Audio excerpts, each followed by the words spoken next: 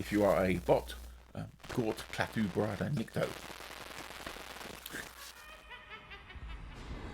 Hello, my name's Duncan. Welcome to Back Away from Donkey and Bath Books. Good Sunday to you.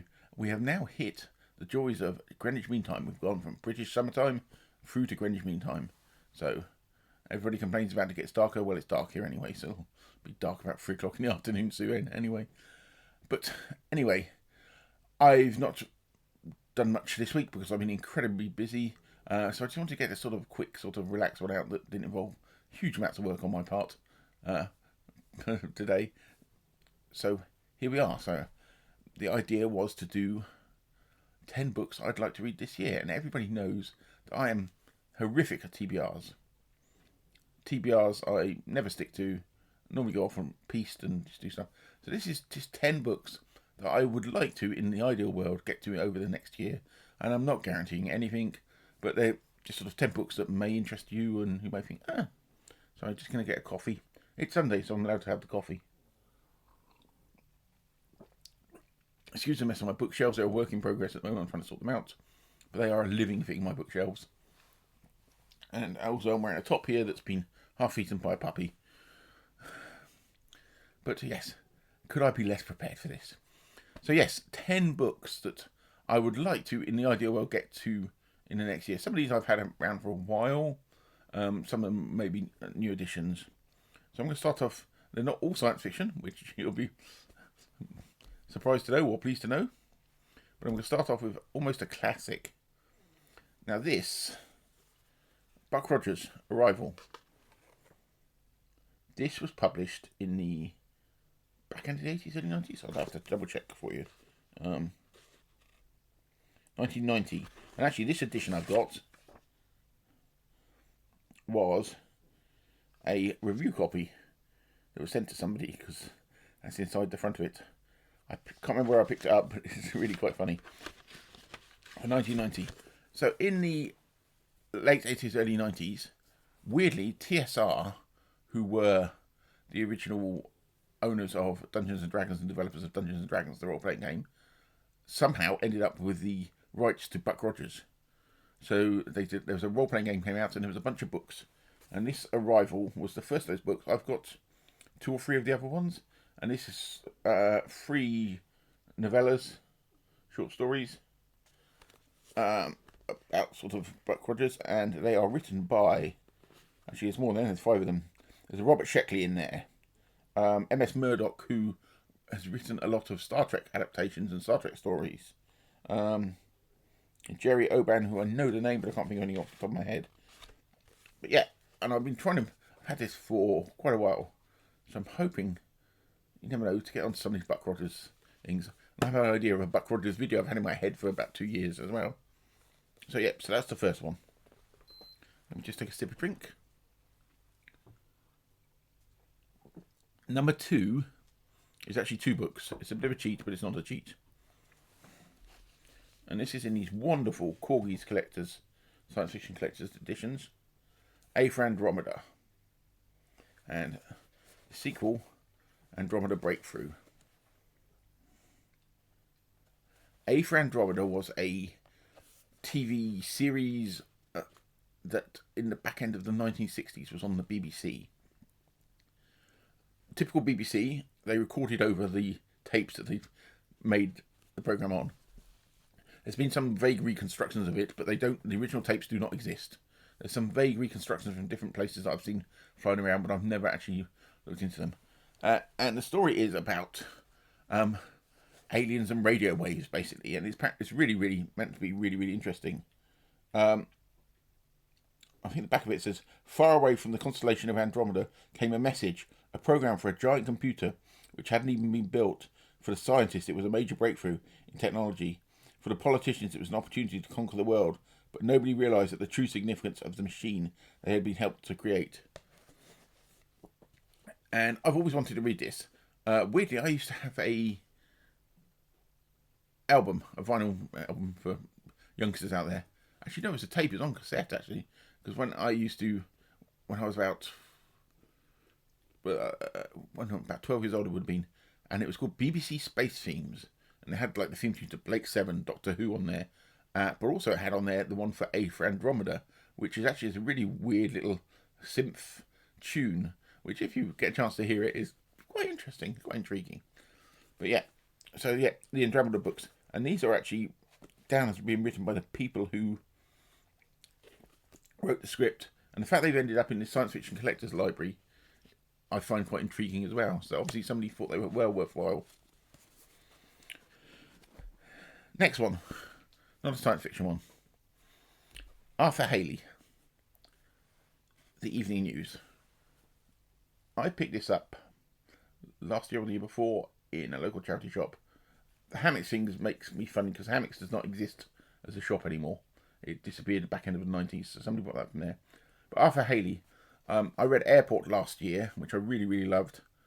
House and Hotel. And they're really, really good. As an ex-printer, I used to be a printer in a previous life, before my career as in the medicine-y stuff.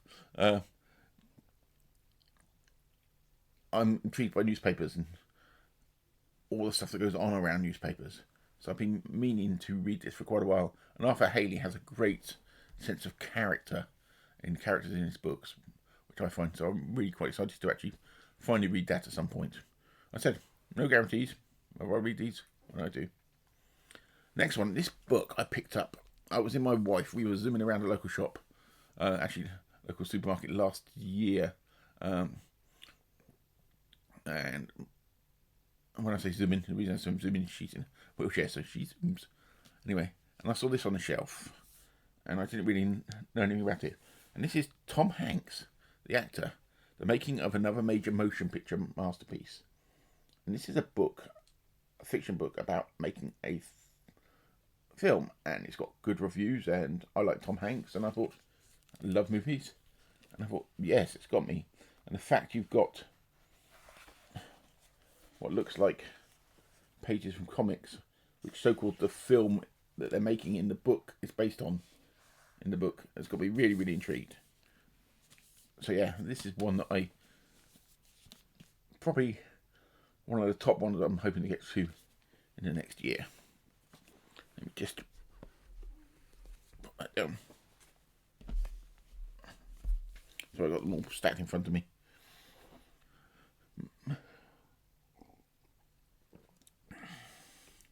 Said Sunday it's coffee today. This is one I'd never heard about. I discovered from the, what year was this? Sorry, I have to keep looking at this. Another 1991. A Gift Upon the Shore by M.K. Wren. Not an author I know of, but this is post-apocalyptic, but apparently it's a bit different to other post-apocalyptic ones. Only one book. And I can't tell you huge amounts about it, but I'm quite interested to read this. For some reason it's caught my imagination. And straight on to the next one.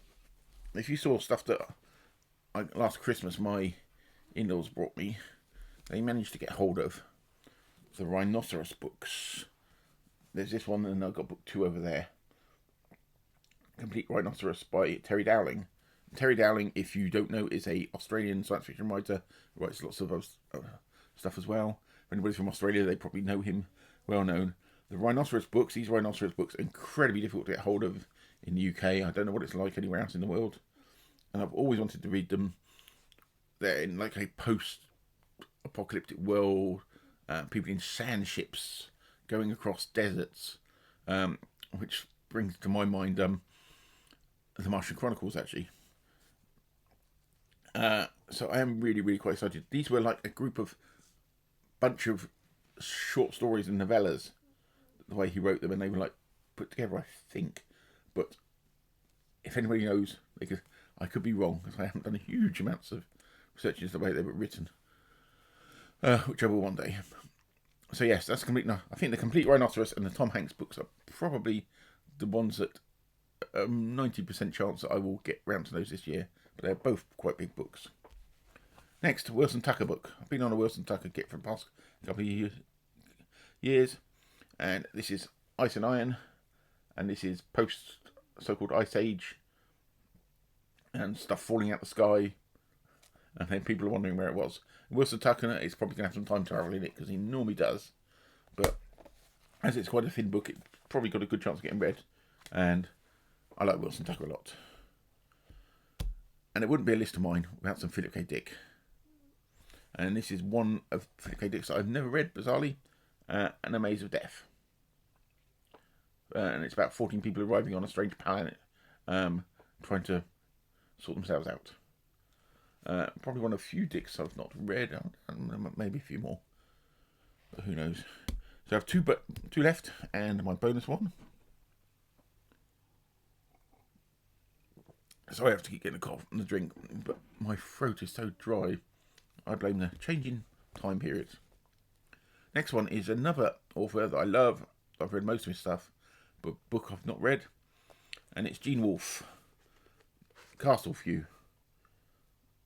All I know about this book is it's in a castle and there's a murder and somebody's got to solve it, and it's Gan Wolf, and so it's going to be wonderful because Gan Wolf is wonderful. So that's one, and it's going to be beautifully written, and it's Gan Wolf. Everybody should read Gan Wolf, and that's it. So next we're on to the final of my physical ones. This one, I think the chances of me getting to next year are low to medium. Partly due to the size of it. Sorry, just move my Kindle a second. And who knows. This is Ken Follett, The Pillars of the Earth. This is a really nice edition I managed to pick up last year, I think. It's always been on my radar. What I just recently discovered is there was an HBO TV series of it in 2010 that I obviously missed, and I managed to get hold of copies of that. Though apparently the ending is different to the book, and it's got people like Rufus Sewell in it and people like that, and that was interesting. So whether I watch the series before I read the book, I do not know. Likelihood 50-50. Depends whether my wife wants to watch the series of the building of a cathedral, which is, if you didn't know, is what The Pillars of the Earth is about. There is a sequel to this, which I cannot remember what it's called off the top of my head, as well, which is probably just as big. So yeah, so that is my 10 physical books. Next one, I will show you one I've got on Kindle I picked up a while ago. This is Steve Brusette, or Bressat, The Rise and the Fall of Dinosaurs. And it's a book about dinosaurs. And who wouldn't want to read a book about dinosaurs? I said it's non-fiction, and it just intrigued me, and it just looked interesting, and it was going cheap, so I picked it up. As with a lot of non-fiction books seem to go for high prices than fiction ones. I think it's because they sell less. So yes, that's The Rise and Fall of Dinosaurs. So yeah, so that's my 10 plus 1 picks of books I'd like to get to in the next year. So, won't guarantee anything, because I said any sort of vague TBR list I ever do always fails. And so I've got one there on Kindle. I'm still working through loads of stuff, short stories still that I'm reading at the moment. But what I've noticed actually is I recently had a video about Kindle. A lot of people saw the video and enjoyed it, and weirdly I got loads of views and quite a few new subscribers. So hello to you, and if you are a bot, Gort Clatu Brada Nicto to you all. But what I've noticed, a load of videos about, because all the new Kindle stuff has dropped, all the new versions. There seems to be a lot more about the tech of reading ebooks than about the actual books. And I just wonder whether sort of e-reading is getting almost like hi-fi did at one point. The fact that it's more about the technology than the music, or it's more about what you're reading it on rather than what you're reading. Yeah, it's just a thought I had. So that's a little thought at the end for anybody who's got this far in the video. Anyway, I will speak to you all very soon. I hopefully catch up on my normal sort of output of videos this week, but we will see how we go. And I will speak to you all very soon. Bye-bye for now.